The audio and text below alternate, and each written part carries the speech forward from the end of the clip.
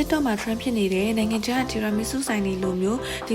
ရာမီဆူကိုအမျိုး20ကျော်လောက်ရပြီးတော့တရုတ်လက်လောက်ခောက်ဆွဲနဲ့ထိုင်ဝမ်ဝတ်သားထမင်းကောင်းကောင်းလေးတွေပါရတယ်ဆိုင်လေးမှာတော့စားမှာမလို့ဗီဒီယိုလေးကိုအဆုံးထိဆက်ကြည့်ကြပါအောင်နော်ဒီဆိုင်ကြတော့နိုင်ငံခြား coffee ဆိုင် vibe လေးလိုမျိုးဖွင့်ထားတဲ့အလုံးစင်နာလန်နဲ့တီရာမီမောဆိုတဲ့ဆိုင်လေးပါတဆိုင်ခွဲရဲ့အနေနဲ့တောင်ကလာမြစ်တာလမ်းမှာလည်းတစ်ဆိုင်စိန်ကျွန်း city mall မှာလည်းတစ်ဆိုင်ရှိရပေါ့နော်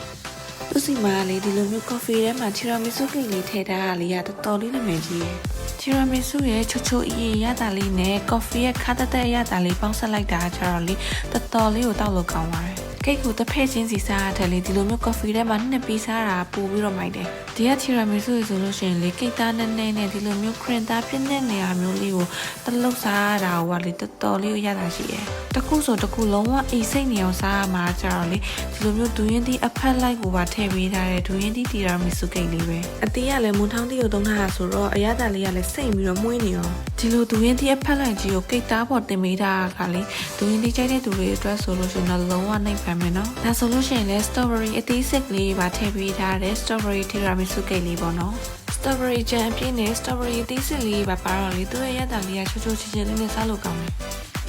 ဒါလေးကကျတော့ blueberry အသေးစိတ်လေးတွေပါထည့်ပေးထားတဲ့ blueberry cake လေးပါဒါလေးဆိုလို့ရှိရင်လည်း blueberry cream ချိုအေးလေးနဲ့အနံ့လည်းမွေ့လေးပြီးတော့ matcha ကြိုက်တဲ့သူတွေအတွက်ကျတော့ဒီလိုမျိုးအရသာဖန်လေးနဲ့စိမ့်လေးနဲ့စားလို့ကောင်းတဲ့ matcha tiramisu လေးလည်းရသေးတယ်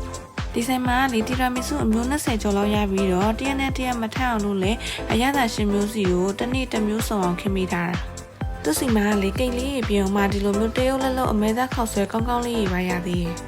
ဒီခောက်ဆွဲဆိုလို့ရှိရင်လေတရုတ် spice နဲ့မမွေးလေးနဲ့အရသာချစ်ဆက်လေးနဲ့စားလို့တအားကောင်းတဲ့အမဲသားခောက်ဆွဲပေါ့နော်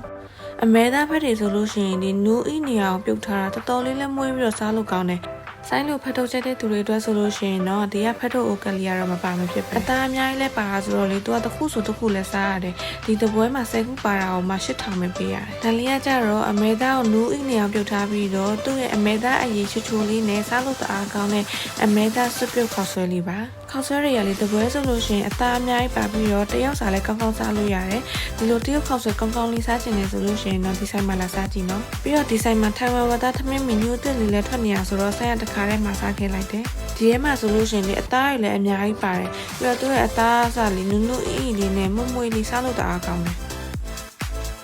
ဒီလိုမျိုးတရုတ်ရတာစစ်အမဲသားခောက်ဆွဲနဲ့ထိုင်ဝမ်ဝတ်သားထမင်းတွေရဲ့တက်မှာ trend ဖြစ်နေတဲ့နိုင်ငံခြားတီရာမီဆူကိတ်လေးလိုမျိုး quality ကောင်းကောင်းလေးစားချင်တယ်ဆိုလို့ရှိရင်တော့ဒီဆိုင်လေးမှာတစ်ခါတော့စားကြည့်နော်ဆိုင်တော့အိမ်တွက်လည်းဝယ်သားပြီးပြီဆိုတော့ပြန်လိုက်ပါအောင်မယ်ဒါဆိုရင်တော့ဆိုင်နောက် vlog တွေမှာပြန်တွေ့ပါမယ်အားလုံးပဲတတာ